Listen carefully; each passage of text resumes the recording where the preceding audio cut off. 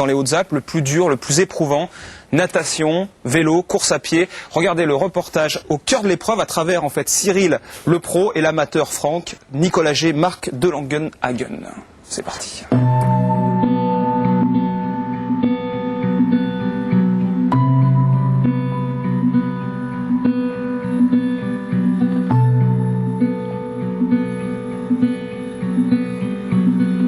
Embrun, c'est une course qui me fait peur et qui me fera toujours peur. Pour tout triathlète, c'est un mythe. C'est une course qui m'a toujours fait peur. Et puis là, j'ai décidé à 47 ans, il faut y aller. C'est certainement le triathlon le plus exigeant au monde. 4 km de natation, 188 à vélo et un marathon. Une épreuve si terrible qu'elle suscite la fascination et la crainte. Cyril Neveu a remporté le triathlon d'Embrun il y a 2 ans. L'ancien champion du monde revient pour rééditer son exploit. Lui est champion de rien du tout. Franck Pernet est cadre dans une grande entreprise. À 47 ans, cet amateur s'est lancé un incroyable défi. Disputer et terminer le triathlon d'Embrun. 2 histoires, 2 trajectoires différentes, mais le sentiment de faire partie de la même aventure. Ça va être une journée difficile et puis en plus c'est un départ dans la nuit, donc c'est toujours un peu stressant de prendre un bon départ, éviter les coups et puis surtout bien se diriger. Un dernier baiser à Elisabeth, son amie. Comme Cyril, Franck sait qu'il va vivre l'expérience la plus dure de sa vie.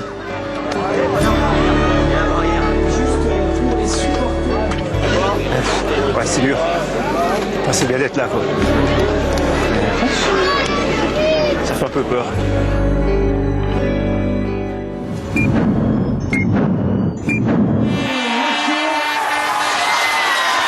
En guise de réveil, les 850 concurrents avalent 4 km de natation.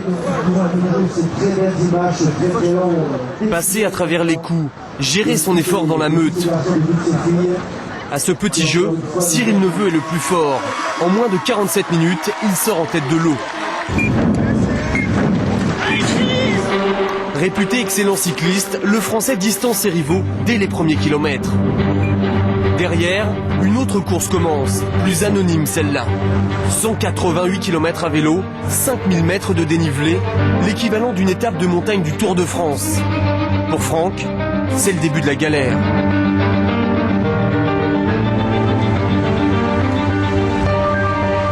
J'ai crevé au 30e. Je répare, je laisse un peu mon pneu, tu sais, passer par-dessus. Donc ça a frotté, et puis il a éclaté 2 km après, j'ai plus de rechange. J'ai fait 1 km à pied, il y a un mec qui m'a dépanné, heureusement, je sais plus, j'ai cassé ma pompe. Oh la galère. À mi-parcours, les triathlètes commencent l'ascension du col de l'Izoard. À 2000 mètres d'altitude, la température descend sous les 12 degrés. Victime d'une hypothermie, Cyril Neveu essuie une terrible défaillance. J'ai eu peur dans l'Izoard parce que les 4 derniers kilomètres j'étais vraiment pas bien, j'étais à l'agonie. Et puis dès les premiers kilomètres de descente, je sentais que je pouvais encore manger, que je pouvais récupérer. Donc malheureusement, comme je disais, j'ai eu froid. Franck veut boucler son épopée en moins de 16 heures. Se prouver qu'il est capable d'aller au bout, de repousser la souffrance. J'en ai baissé le compteur pour pas avoir la vitesse, tu vois.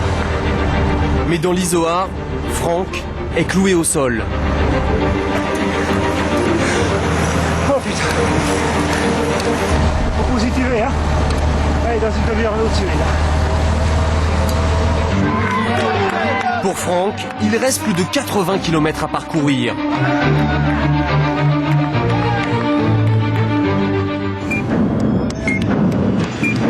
Loin, très loin devant, les meilleurs sont déjà dans le marathon. Cyril Neveu, lui, s'accroche au courage.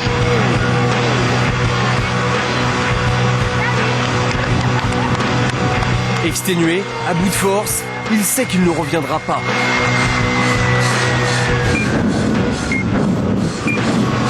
Finalement, 10e après 10h40 d'efforts, le champion français craque.